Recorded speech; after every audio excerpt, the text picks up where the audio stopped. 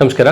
ನಾವು ಅಬೌಟ್ ಬಗ್ಗೆ ಡಿಸ್ಕಸ್ ಮಾಡ್ತಾ ಇದ್ವಿ. ಅಬೌಟನ್ನು ನಾವು ಅಪ್ರಾಕ್ಸಿಮೇಟ್ಲಿ ಅಥವಾ ಅರೌಂಡ್ ಅನ್ನೋ ಥರನೂ ಬಳಸ್ಬೋದು. One of the use case of about as a preposition V are talking.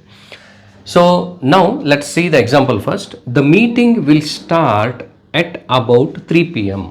ಸರಿ, ಸುಮಾರು 3 ಗಂಟೆ ಹೊತ್ತಿಗೆ ಮೀಟಿಂಗ್ ಶುರು ಆಗಬಹುದು ಅಥವಾ ಶುರು ಆಗುತ್ತೆ. ಮೀಟಿಂಗ್ ಶುರು ಆಗುತ್ತೆ ಎಷ್ಟು ಗಂಟೆಗೆ? ಒಂದು ಹೆಚ್ಚು ಕಮ್ಮಿ 3 ಗಂಟೆಗೆ. ಅರೌಂಡ್ ಅಥವಾ ನಿಯರ್ ಬೈ ಅಥವಾ ಎಸ್ಟಿಮೇಷನ್ ಈಸ್ ಅಥವಾ approximately is used as about. Okay, this is first point. Second point, ಇಲ್ಲಿ ನೀವು ಅಬ್ಸರ್ವ್ ಮಾಡಬೇಕಾಗಿರೋದು ಏನಂದರೆ, ಲಾಸ್ಟ್ ಎಕ್ಸಾಂಪಲಲ್ಲಿ we have used there were about 50 people in the party, if you remember last example. So 50 people ಅಂದಾಗ that is related to the quantity.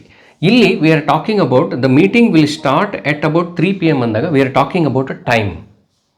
So about is used as approximately or around with respect to the time as a preposition. ಒಟ್ಟಿಗೆ ಕೇಳಿದಾಗ full confusion ಅನ್ನಿಸ್ಬೋದು.